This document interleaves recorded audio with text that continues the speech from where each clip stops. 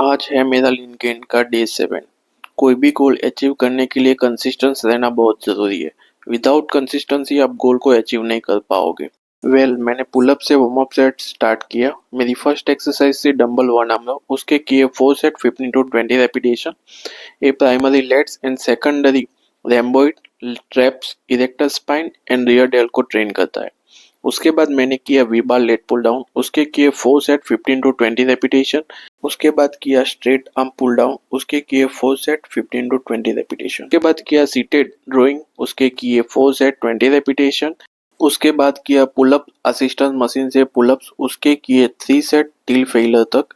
And last में train किया hyper extension के मैंने किए 3 सेट 30 रेपिटेशन। आज बैक का वर्कआउट खत्म हुआ। अगर आप मसल ग्रो करना चाहते हो तो फर्स्ट थिंग, आप जो भी एक्सरसाइज कर रहे हो उसमें कौन सा मसल ट्रेन हो रहा है वो चीज जानना इम्पोर्टेंट है। अदरवाइज आपको नॉलेज नहीं रहेगा तो मसल ग्रो अप नहीं कर पाओ। मिलते हैं नेक्स्ट वीडियो में। Thank you for watching.